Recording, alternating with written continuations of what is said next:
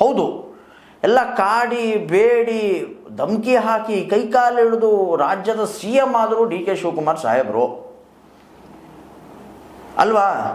ಇವಾಗ ರಾಜ್ಯದಲ್ಲಿ ಅವ್ರದ್ದೇ ಆದಂತಹ ಮಂತ್ರಿ ಮಂಡಲ ಅವ್ರಿಗೆ ಸಿಗುತ್ತಾ?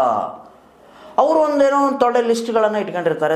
ಹೌದು, ನಾನು ಮಂತ್ರಿ ಆಗ್ಬಿಟ್ರಪ್ಪ, ನನಗೆ ಬೇಕಾಗಿರೋರು, ನಾನು ಮುಖ್ಯಮಂತ್ರಿ ಆಗ್ಬಿಟ್ರೆ, ನಾನು ಪ್ರಧಾನಿ ಆದರೆ ಕೆಲವೊಂದು ಖಾತೆಗಳನ್ನು ನನ್ನ ಒಂದು ಸಹಚರರಿಗೆ, ನನ್ನ ಒಂದು ಸಂಗಡಿಗರಿಗೆ ನಾನು ಕೊಡಬೇಕು ಅಂತ ಹೇಳಿ ನನ್ನದೇ ಆದಂತಹ ಒಂದು ಊಹೆಗಳಿರುತ್ತವೆ.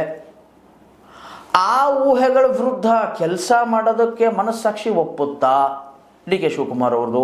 ಯಾಕೆ ಈ ಮಾತು ಹೇಳ್ತಾ ಇದ್ದೀನಿ ಅಂತಂತಂದರೆ, ಬೆಳಗಾವಿ ಜಿಲ್ಲೆ ರಾಜಕೀಯಕ್ಕೆ ಬಂದಾಗ ಸತೀಶ್ ಜಾರಕಿಹೊಳಿ ಅವರು, ಅದೇ ರೀತಿ ಲಕ್ಷ್ಮಣ ಸವದಿ ಅವರು ತದ್ವಿರುದ್ಧ, ಹೌದು ಒಂದೇ ಪಕ್ಷದಲ್ಲಿದ್ದಾರೆ ಬಟ್ ಅಪೋಸಿಷನಲ್ಲಿ ಇರ್ತಾರೆ.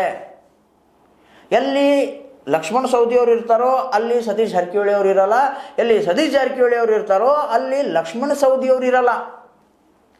ಇಂಥ ಸಂದರ್ಭದಲ್ಲಿ ಲಕ್ಷ್ಮಣ ಸವದಿ ಅವರಿಗೆ ಮಂತ್ರಿ ಪದವಿಗಿರಿ ಕೊಡ್ತಾರ DK ಶಿವಕುಮಾರ್ ಸಾಹೇಬರು?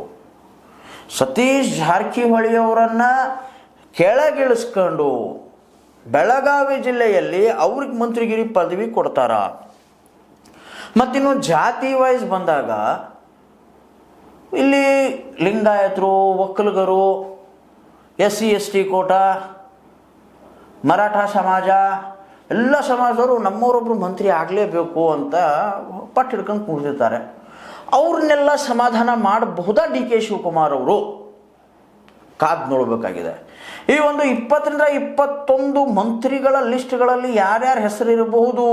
ಕಮೆಂಟ್ ಬಾಕ್ಸ್ ನಿಮಗೋಸ್ಕರ ಫ್ರೀ ಐತೆ ವೀಕ್ಷಕರು, ಕಮೆಂಟ್ ಹಾಕೋದನ್ನ ಮರಿಬೇಡಿ. ಇದಾಗಿತ್ತು ಇವತ್ತಿನ ಸುದ್ದಿಗಳಿಗಾಗಿ ಸದಾ ಫಾಲೋ ಮಾಡ್ತಾರೆ S60 ನ್ಯೂಸ್. ಇದು ಸತ್ಯದ ಕೈಗನ್ನಡಿ. ಧನ್ಯವಾದ.